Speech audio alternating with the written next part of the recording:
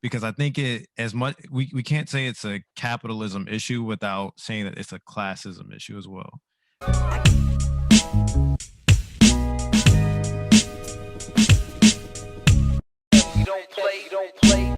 Brian's that have brought him over to the dark side. Not quite. I think I'm like almost there. Like we're neighbors almost. I would say like we can see each other on the other side of the fence. For me, I'm a little on Rome's side, to be honest with you. It's not that I really don't care. I don't have a really huge concern with it. Kind of a little bit what Trevor said. I don't really know much about it. I've learned a little bit about it over the years. I don't really know much about it. So I don't really have that big of a concern. The only real concern I would have is if they're selling my personal information to other countries like China, something like that. Because there was a report about TikTok doing that, or TikTok had the user data going to China. There's a report about that. I don't have a TikTok. Like I don't have an account or anything like that. I don't have it downloaded on my phone. So, but ever since I saw that, I was like, I was going to stay away from that. And I also don't like the whole presidential influence and everything like that. Of course, for a candidate that I don't even like, but I don't have a huge concern. That's really the only concern I have really about my personal information going to another country. I don't have a huge concern. Des? I think it's an out of sight, out of mind kind of dilemma. I do appreciate a lot of what Trevor said, because I'm one of those people to where I automatically make sure that I opt out of all the location tracking stuff, and I pay attention to like small features that Apple have, like the yellow light in the top right hand corner if there's an app listening and things like that. So I'm definitely aware. There's a few things that I don't agree with on both sides, but there's things that I definitely agree with on both sides. And I think I kind of lean more towards Trevor as far as agreement, because I think we can't say it's a capitalism issue without saying that it's a classism issue as well. I think that people that don't care about the data tracking are lower middle class individuals who don't have a lot to lose. But when you look at kind of like maybe people that are financially well off, or people that have aspirations of being financially well off, or people that have a lot of money maybe in crypto, people that maybe have a lot of money in like it's digital, like all your money's in banks. Like even though that stuff is disputable, there's still a level of vulnerability that comes with it. And I've just been reading a lot throughout a lot of the conversation because I want to form my own opinion. And even though the US hasn't been doing a lot about it, Europe has, and they've been putting forth a lot of laws to protect the public from marketing, whether it be spam, adware, ads on your social media. But the biggest thing that comes to me and kind of like goes hand in hand with Europe's take on it is they say organized crime and terrorist organizations, investigative journalists, and private investigators can all use data sources on the internet and data mining tools to find and target people and groups. We've been talking a lot about the election. There you go. It's amazing to consider what is now achievable. Even small snippets of information can be used as keys in different databases that yield further information, which in turn can be used to search keywords in other databases. Given large aggregated data sets and right search terms, it's possible to find a lot of information about people, including information that could otherwise be considered confidential, from medical to marital. So I do agree a lot with what Trevor said. Like people, well, technically what both of you said, people don't know what they're giving up. But if you don't have a lot to give up, then what is there to truly care about? So that's why I can agree with the 20% rule is like, maybe a lot of people don't have a lot to give up and don't care about it. Or maybe the people within that 20% are negligible or ignorant and don't truly realize. And maybe if it's brought forward, then, they can properly formulate. But I think a lot of things is what you guys said. I remember going over this in my public law class. We read the search and we had to read the entire search and terms and conditions for Google. And they've always said, it's stated in their fine print, anything that can potentially serve as damages between the parties and Google will be paid in the amount that you pay to use the software or pay to use the search engine, which is nothing. goes hand in hand with what you said, Bryan. If you're not paying to use the service, you're the product, or you're the product, right? Yeah. So I mean, like, those are things to be insanely concerned about, because you do kind of like, there's this big statement, like, in personal development, is like making sure your foundation is solid, not just mental, but in your practice as well. And it's like, can it truly be solid if you have all these cracks and leaks within your foundation that you aren't even aware of? Like, we have these protections in place, but how much does that rattle your cage, knowing that you have so much vulnerability that you're so vulnerable that you don't even know it? Like, in a snap of a finger, something can get snatched right from you. Like, yeah, you may have the ability to replace it, but we also know the emotional aspect we have with tangible goods. And then there's also another thing that I read here, and it's like, it even goes into detail as far as like the information that you have included on your resumes when you're uploading a CV file, including too much on that when you're putting it on like a general work site like Indeed or something along those natures. Like, that becomes public information. Anybody can access it. And then in addition to that, there's one more. It says, and I quote, everything is here is quoted. It says, one aspect of preventing data mining is helping the naive to protect themselves. Parents, extended family, friends, and children often do not understand the implications of giving out sensitive personal information, such as the kind posted on social media. Something like posting a holiday photo to Facebook may be that all is needed to indicate to a criminal that this person is not home. Then the metadata from the picture of that person's recent barbecue can be used to fix out the exact location of the currently empty house, which can kind of go into spam. When people get those spam mails, they don't know they're spam and they click on it. Isn't there not an IP address associated with you opening that link? Correct. Or something along those lines. Like, those are things to be cautious of. Like, there's a lot to lose, but there's also a lot to gain. And I think it goes perfectly what we had in the question, like, beforehand.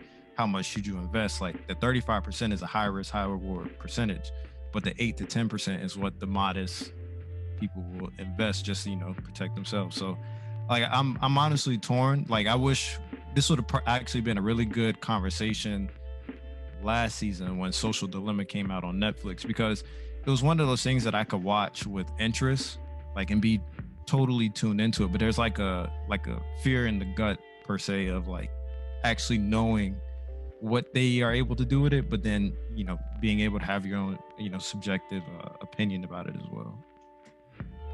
And I mean, I do agree with Rome, because like there's nothing you could do to get out of it. I mean, there are of course opt-out options, but for the most part we're using this with watch what you share for the most part too. Yeah. Well, again, it's not just what you share, it's what you search. So yeah, I knew about the thing on Instagram that you guys mentioned, to where you could actually go in and they have keywords based off of what pretty much your Explore page is what makes up your Explore page. So I've been known about all that stuff, and I mean, I kind of go at it and I laugh, because it's like, okay, I guess you can see where you got that, but then it's like, yeah, that's not completely related. Like, that doesn't pique my interest at all. Mm-hmm. So it's a really difficult thing. Like, I didn't want to come in and provide input to be like, yeah, I'm choosing one side over the other, because I think both perspectives are sound. Like, to be honest, like there's room for improvement, I think, I guess, properly articulated to where, because even then, like, somebody listening to this, when it comes out, may have the same fear of us common citizens reading the Google terms and conditions. It's like, there's certain things that you're just going to read and not understand, and there's going to be things that people listen to here and they're not going to understand. And it's like, what do you do? That's really what it boils down to for me when it comes to data. What do you do and what can you do? And you just dice it from there. The best we could do is be smart consumers, which is the same thing with tangible goods, is making the best informed decisions. And like, I do think that asking a lot of these corporations, like, we should continue to do that and ask for transparency, as you said with Trevor. But in the immediacy, we're the variable that we have control over. So by taking personal responsibility, make sure you're reading these agreements, like Des was saying, from the from the source that he was just listing to make sure that you're educating the people around you, those that are most vulnerable. I think it's not a clear-cut issue. And like he said, I just want to echo the fact that I agree with very much so with points that were made on both sides. Trevor? I want to take it back to what Des said. You said something really interesting. You mentioned classism, and you were mentioning it something like people that don't have a lot to lose. They just freely give up the information. They don't even think twice about it. Whereas someone, and I think Rome, you mentioned this. You mentioned Barack Obama. Him using social media or something like that could be potential concern, because someone that has ill intent another country, past president, maybe we can find something out that is secret or hidden, whatever, and they could use that for harm. But I thought those are two interesting points, because they really relate to me, not to me exactly, but I understood them. So with the classism thing, I noticed how like the richer you are and I guess wealthier you are, the less you use social media, typically. And and that's not the rule. It's just kind of like, a trend that I kind of just realized. Unless you are like a celebrity, where your job of outside of performing your art or whatever you do that made you become a celebrity, you keep doing that because like, it generates more fans, it generates more reactions, all these different things. So you almost have to be on social media if you're a celebrity, for one. But outside of that, if there are like rich, influential people, like they typically don't get on social media. It's like, their buying trends, we don't know the buying trends of the rich, like all the trends and data that we kind of, that companies talk about, that they spread out to us, during earnings and all these different things, like they are generally from middle class to lower class, citizens. And it's not a coincidence. It's just that, those groups of people spend more time on social media. Those groups of people are, in my opinion, who they're collecting most of this data from. So it's like, that was an interesting take. And it's something I was just thinking about as you said it. It's like, I don't know a bunch of like personally like, wealthy people or whatever, but I do get on Facebook, and on Facebook, there's like, you've got your friends' parents, you've got older adults that from, whatever, and, they might be in their, 50s, 60s or whatever like that. And it's just like, obviously they use social media a lot less than us, and it's a generational thing for sure. But then you've got people who, like that's so-and-so's mom or whatever, and they're on Facebook all day, all the time. And it's just like, what are you doing? Like, how do you have time to do this? Why is this so important? Like, they know everybody's business. It's just like if they were like, at church, and they just kind of are meddling in everyone's business. They know every single status, they know every single thing. It's just like, how do you know this? Like, why do you care? I don't care personally, but it's like, they're just always into that stuff. And it's just like, if you think about it, like when you were, just kind of coming up, you always knew that person that was always gossiping, always in someone's business or whatever. And it's just like, typically they weren't like the person that was like super well off, not to say it's a negative to not be well off, but like it is a classism thing. Like, it's sometimes the people that like I don't want to say don't have it all, but like they have enough time that they're not doing something that, is pushing their life forward. They'll spend it on, things that, people will say don't matter sometimes. But it's just interesting because you don't see like Barack Obama probably doesn't have social media for real. Like, he has a public Twitter account, what I'm trying to say, that his aides are probably making his tweets, like he gives input, he says what he wants to say, and then boom, the tweet's out there. But it's just like, that's meant for public consumption. Like, there's nothing you can gain from it. You can't go on Barack Obama's DMs and probably see like, like highly classified messaging. Like, you're just not gonna, like, he's smart enough not to have that type of business on Twitter. So it's just like, you think Barack Obama really uses social media? He might have a burner account so he can kind of get the gist of like how things are flowing, what the public's talking about. But like, you would not be able to identify that is Barack Obama outside of an IP address. And if he does, I'm sure he uses a VPN, or someone has set up these things for him so he can use the internet safely as Barack Obama, a private citizen, so he can consume and do whatever he wants to do. So it's just interesting you said that. I think that it's always cool how you know, Kevin Durant, for example, like people always talk about he has a lot of burner accounts, or he's always, like, oh, that's KD's burner and everything like that. I don't blame KD for having a burner, like, because he is a public facing individual. He can't just tweet, even though he doesn't tweet every single thing. He tweets most things that come to his mind seemingly, but he doesn't tweet everything. So it's just like, KD's probably, on Instagram, he got burners. He's definitely on Twitter with burner accounts. And it's just like, but he's a rich person, you know what I'm saying? So it's just like, he probably doesn't want to necessarily share like personal things that he's actually doing off the court, because he's not actually sharing those things. He's just giving like, very divisive opinions, and that sparks controversy and conversations across his public social media. But like his private social media, like what does he really do in his spare time? What is the real Kevin Durant like? We'll never know unless we know him. So it's just like, if he had a social media account, he's probably using a burner account to express, and he look up things and follow different things that interest him. And it's just like, that is a whole classism thing. It's just like, he's so influential potentially. He's such a public figure. He can't use social media like me and you might use social media. And it's just like, the way he uses data, he probably doesn't want, if he tweets out like, hey, this new show on Netflix or whatever is so amazing, everyone go watch it.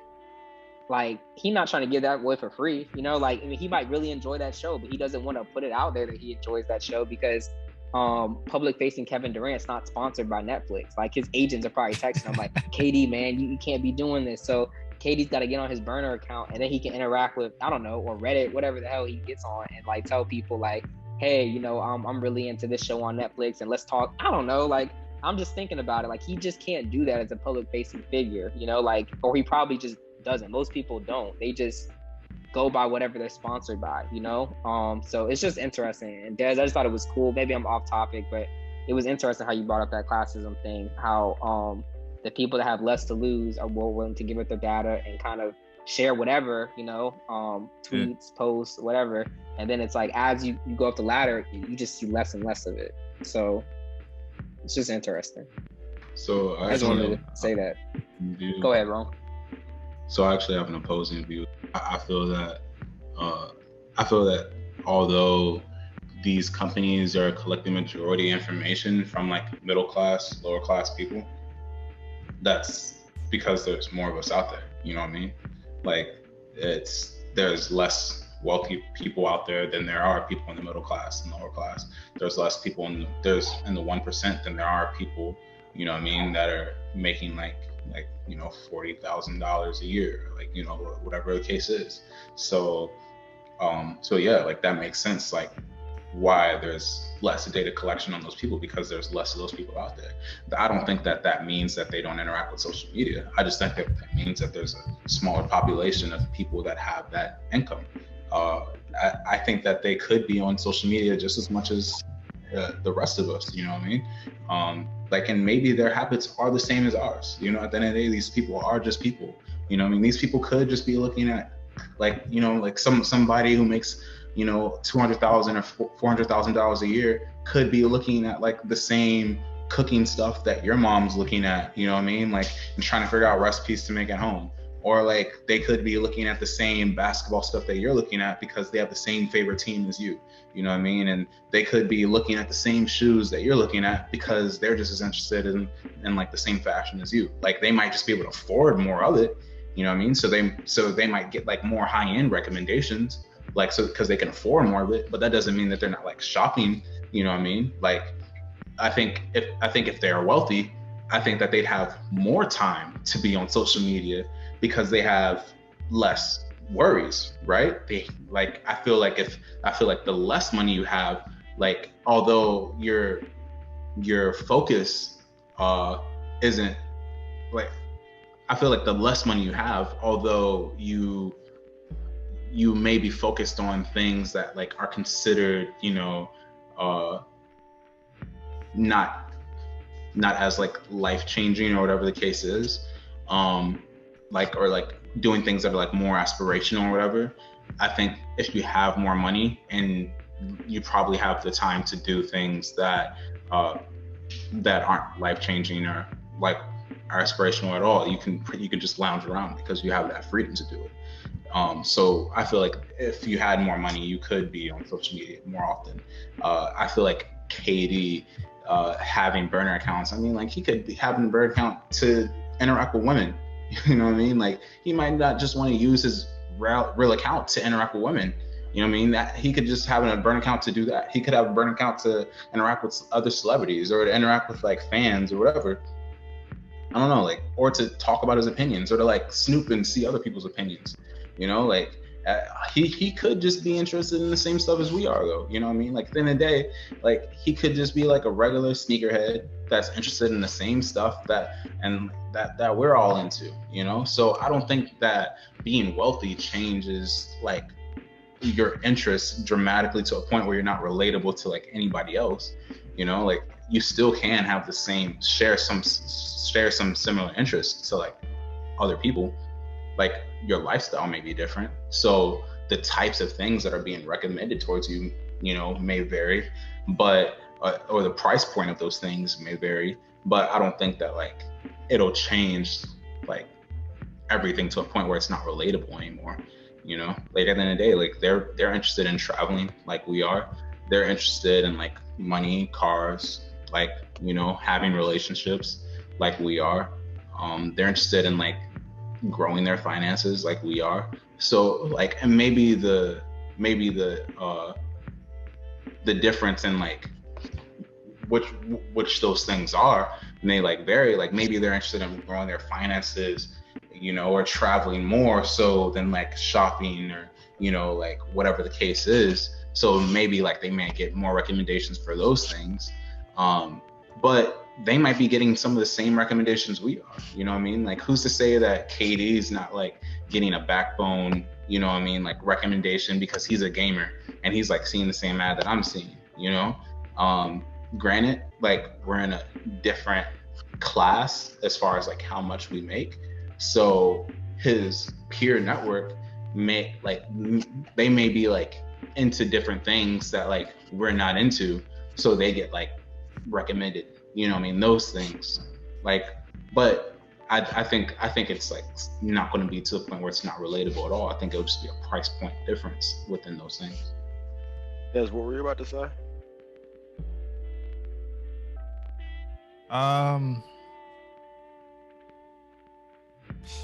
Sheesh.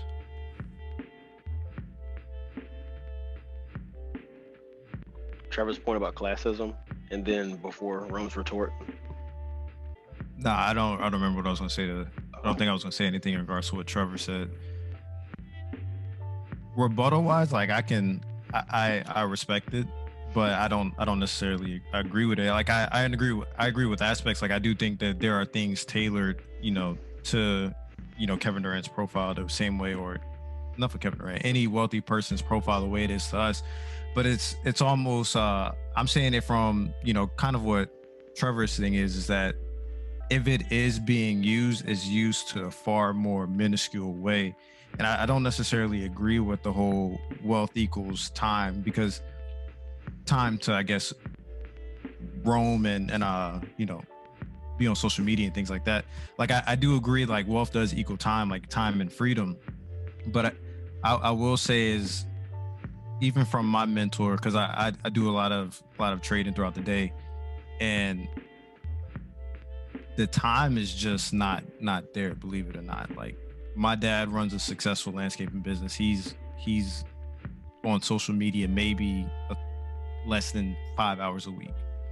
Yeah, you like know, I was about to say, like rich people, like they usually don't have time because you're usually doing things to accrue the wealth. Business. Yeah, exactly, to accrue their wealth. Exactly. So yeah. And when I'm trading, I'll even say this now with Josh. Like I don't do anything social media or like gaming related throughout the week, because I am able to directly attribute poor performance to poor preparation. When I'm on the game, when I'm on social media, when I'm doing this, that, and the third, I lose money in the market. Like it's one of those things where I know what I could do and how I can live to my full potential. And this is just me speaking. I don't want to speak on behalf of any wealthy person, because of course I haven't hit that point yet in my life. But it's one of those things where I know for a fact that when I am minimizing the time that I'm spending gaming, or when I'm minimizing the time that I'm spending on social media, it's a direct correlation to my success and my positive outcomes in the market. But when I am on social media looking at things that aren't going to serve me any direct benefit right now, like it's just not there for me. And that's just my personal experience. Like I don't want to speak on anybody else's behalf, because the classism thing came from that perspective. Like I'm not just saying classism because to say, like, I think we can all acknowledge during COVID, like the wealth gap increased. Like poor people weren't buying airline stocks when they were $5. They were trying to figure out how they were going to pay their rent, how they were going to do this, that, and the third. Like rich people were buying that up. So they can rightfully so appoint the proper people, go through the proper channels to make stuff a lot easier for themselves. But that doesn't necessarily mean that their leisure time is spent the same way our leisure time is spent. Like leisure time for us may be scrolling social media, or in my case, playing a video game, or this, that, and the third. But their leisure time may be completely different or look different than what our leisure time is. Like leisure time for my dad is family time, or they went to Florida for 2 weeks and like I didn't hear nothing from them. Like they were literally doing their own thing. So I don't discredit anything Rome said, because I think it's true. Like it is specifically tailored to what that is, but that doesn't abstain from the argument that it's not a classism issue, because it is still, like, if it's not a classism issue, then they're not pulling a majority of their data from the lower class. It's just that even for those people that are in the upper to high class or upper class, like it's one of those things to where, is there any quality data for you to collect that would be like, you could buy anything you want? Do you really need ads for it?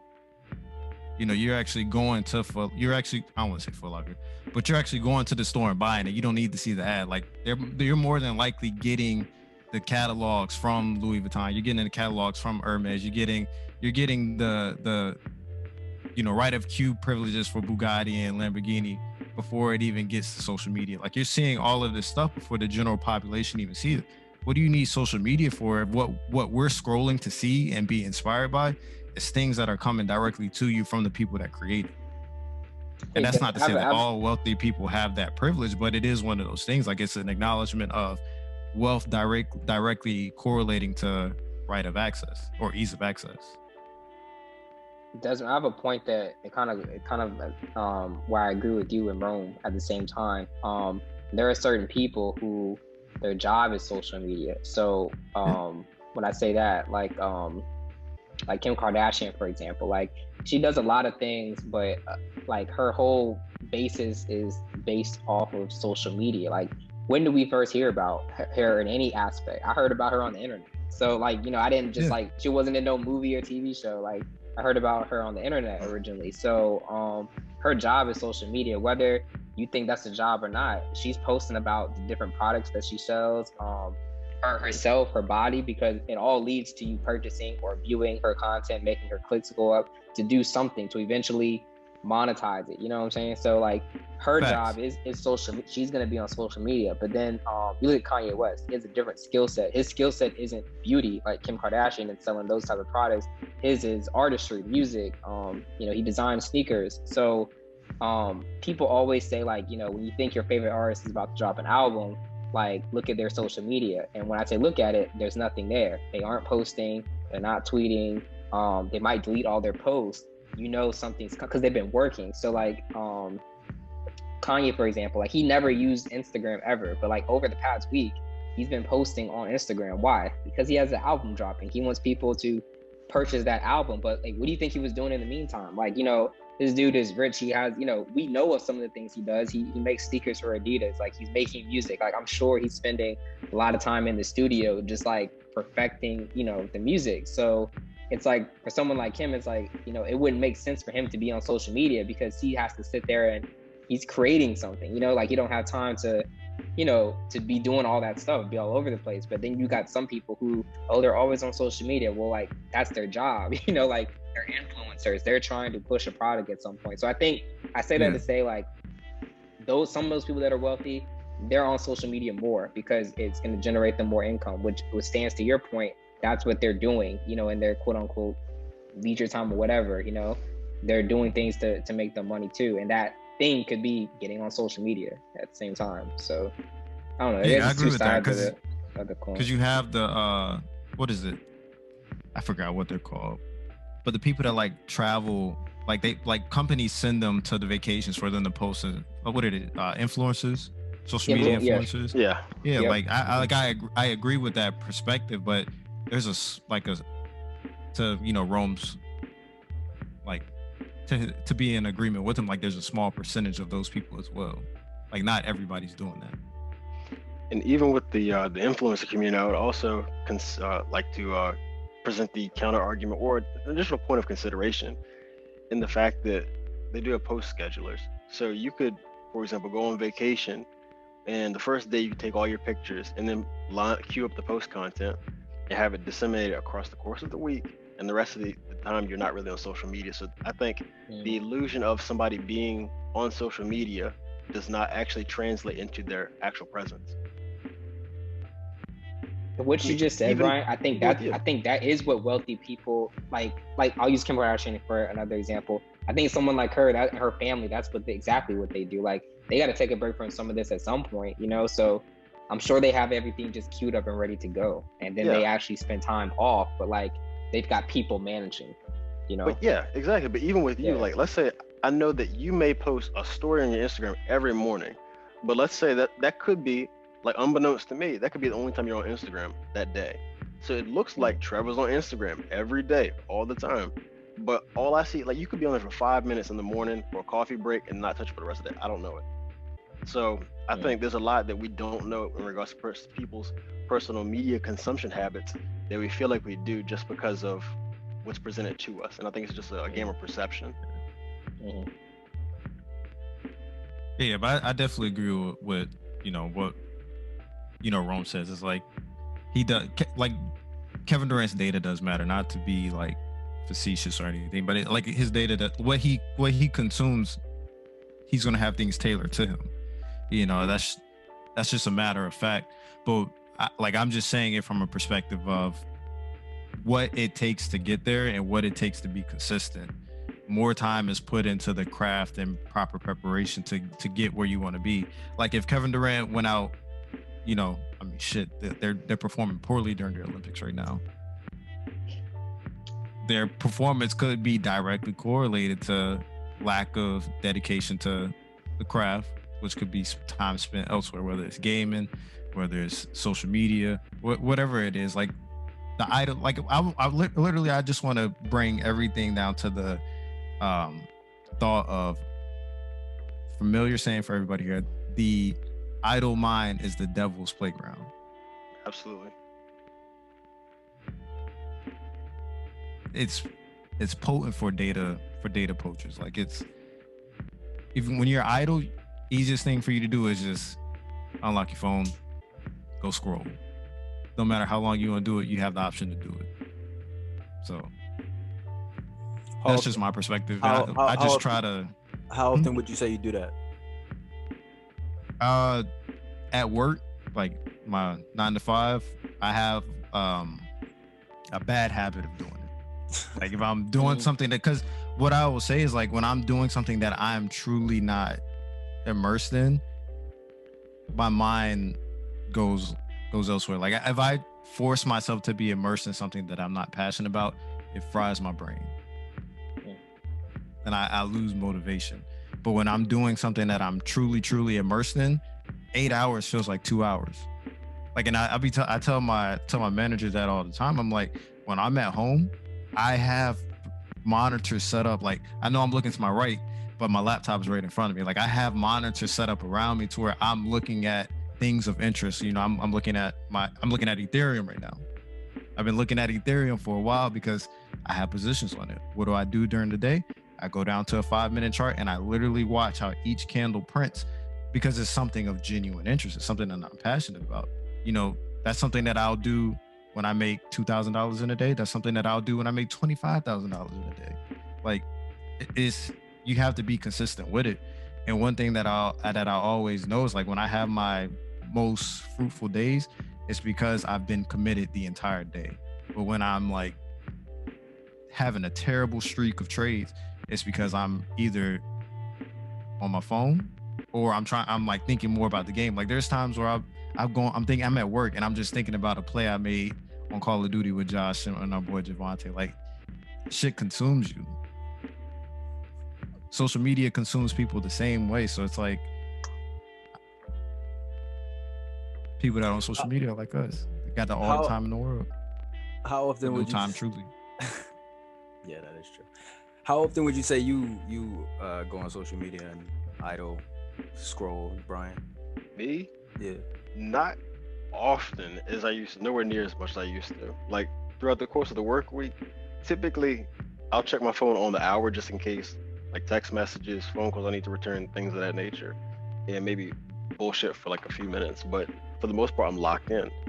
And then after hours, I have, like, when I work at the gym, I'm allowed to have my phone. I'm allowed to listen to music. I'm allowed to change, pause the audio book or go to a different book or something like that.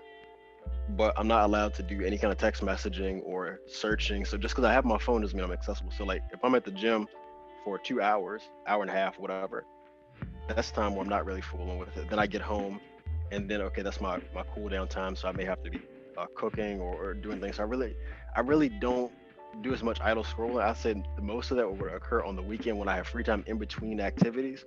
Like, when I got back from North Carolina today, and right before we was getting ready to record, I was checking up like some notifications and stuff that I had missed out on. So it all depends on, I feel like, and this directly supports what Des and Trevor were saying about how busy you are. And I'm not super affluent or I guess the big shark in the pond or the ocean, actually, but at this point at least. But yeah, I still do. But so you don't have to be busy, like be the big Yeah, shark. Yeah, exactly. I feel like, just from a personal standpoint, I get more done when I do less with social media. Yeah. Not saying it's bad at all. It's just I feel like there's a direct correlation.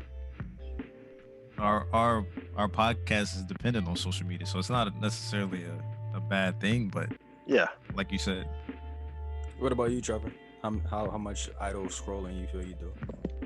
So before this meeting started, my iPhone actually told me how much screen time I had used on my phone this past week. And so I look at the numbers, but I don't let it affect me too much. So mines are kind of high, but there's a reason behind it. So I'll share what my number was. I think it was 8 hours, for like an average 8 hours a day. And y'all probably thinking, damn, he's on his phone as much as he sleep. So I watch a lot of YouTube, and sometimes, when I get the chance. But so I watch a lot of YouTube on my phone. And so a lot of YouTube is just like keeping the screen on. I might be at work working, and then it's just like the screen is on. I might be doing something, and that's just YouTube. So I watch a lot of like everything from like motivational stuff to now like things for like project management. That's like what I do. And so like things that I'll be listening to, like lectures, things like that. And so I'm doing a lot of what I like to call learning, when I have YouTube open. Like, a lot of this stuff is just learning. Like, I'm not watching something or listening to something that I have to actively look at. It's just stuff I want to hear. So right. I understand that takes up a lot of screen time. But altogether, I mean, I try to stay up on, my texts and things like that. Sometimes it might take me like a couple days to respond to someone, things like that. But 8 hours is a lot still. And so I'm just like, dang, what do I spend my time on? I go back and look at, some of the stuff I do. Funny thing happened, it was like last week. I have a group chat with my friends, and it's on Twitter. And, we sit down, we talk about any and everything under the sun.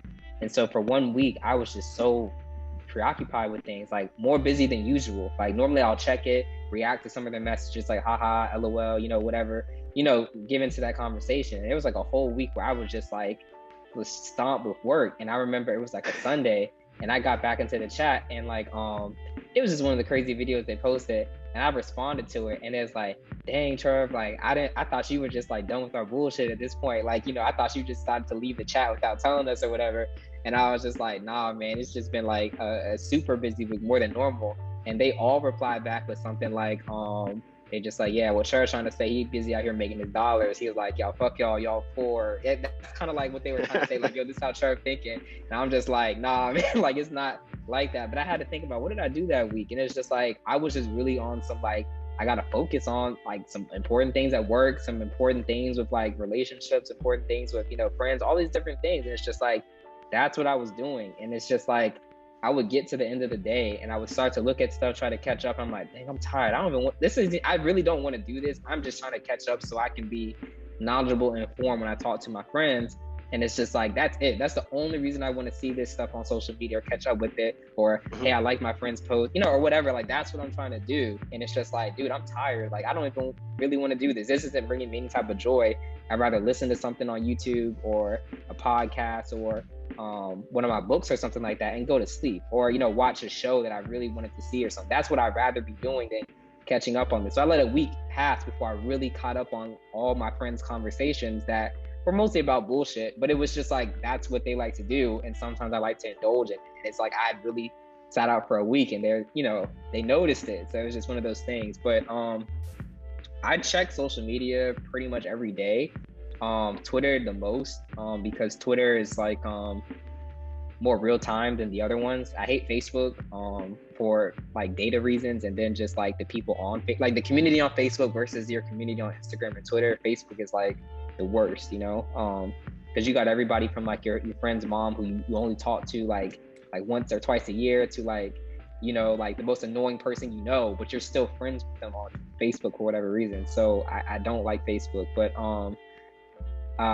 yeah, I look at Twitter a lot because it's like more live news. I understand Twitter is an opinion, it's not a fact, but it's just like it's entertaining. Like I could look at it like, haha, that was funny. Like, you know, you saw it here first before you see it on Facebook or Instagram. Like, it's entertaining. I check Snapchat maybe every other day or something like that. Instagram, I'll scroll through it. Like, I'll see what my group messages are talking about, you know, people's stories, things like that. So I definitely check it every day, but I spend less time now than I did like when I was in college or when I first graduated from college, like a lot less time. I used to just like be on there, just scrolling, just looking at different things. And now it's just like, it's not doing anything for me. I'd rather spend more time doing activities or be present in all the activities that I'm doing. So if I'm looking at my phone, a lot of the time it has to do with money. Like, it's like different things I'm invested in. Like, as you mentioned, Ethereum, like I'm looking at Ethereum, looking at candlesticks for, you know, different, you know, things I'm invested in. I'm looking up news about it. Like I'm doing like, I use a lot of like productivity tools, like apps on my phone. So that's what a lot of I do on my phone is like for. So I understand why my screen time is so high. It's not necessarily just goofing off. So that's, you know, I look at social media every day, but it doesn't consume my entire day. The biggest takeaway I think from that was that all screen time is not equivalent. And I think that's very apparent for someone like us, because like even though the time might be high on YouTube, you could be bullshitting, or you could actually be doing something that's going to benefit you in terms of educational material, like you were just listing off. Yeah, that's true. Would y'all is YouTube considered a social media? Yeah, it's social media, but it's so because you can put any type of content on YouTube. You're not restricted to quote unquote educational type style videos. It's just entertainment, you know. You're not even restricted. And you have the social aspect in comments, you know, like people. I love YouTube comments. Like you go into the comments, you find like gold. Like it's hilarious. I'll just like, you know, spend some time scrolling, like looking at stuff, even replying or putting my own comments. So it is social media, but it's not traditional Twitter, Facebook. Like it's just text, you know. Like Twitter and Facebook, they all have video now, you know. So you could say, okay, they adapted to some of the things that YouTube offer, but I think YouTube is social media, definitely.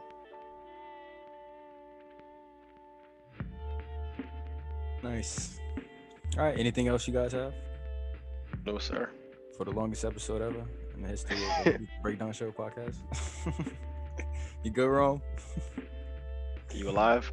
Yeah, I'm here, bro. All right, at this point, Des usually gives some type of recommendation of the week, something like an album, book, or something like that. I don't know if he has anything though in store.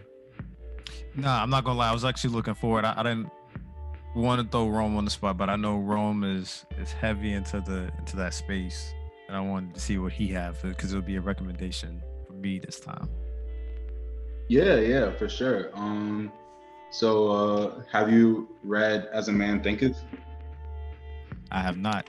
I'm glad it's a book though, because I just got for Christmas last year we exchanged books, and I gave my mom the Richest Man in Babylon, and she just gave it back to me so I could read it. But I told her earlier I'm trying to get out of the finance and personal development, but I'm ready for it. You said Richest Man Thinketh? No, so it's called As a Man Thinketh. Richest Man Thinketh. You combined the book that you were talking about. Yeah, with Richest Man in Babylon. As a Man Thinketh. Yeah, it's a quick read, but very impactful. It's probably the book that I've read the most in my life, and it's probably the one that I continue to go back to the most. I listened to the audiobook version of it, and most of the books that I have are audiobook versions, but they do have a physical copy of that book as well. I definitely would suggest it to anybody. It's definitely like down that personal development, self-development type of path. But I gained a lot from it personally, and I think that you gain a lot from it as well. I think anybody would, just in terms of how you see yourself, and how you and in terms of how you see yourself, and how you manage your emotions, how you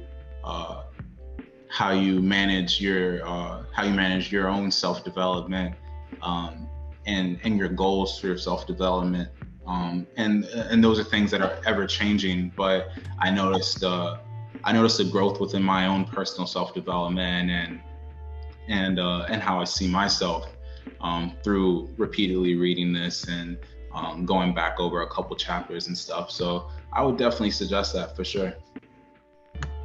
I actually have it on Apple Music, so we'll listen to that while I'm folding clothes tonight. That's Rome. All right, cool. But thank you guys for coming on the show, Trevor and Rome. We really appreciate it. Make sure you come back, okay? As I said, there's the longest episode in history, so we obviously had a lot to talk about. So. Oh, it was 2 hours. God.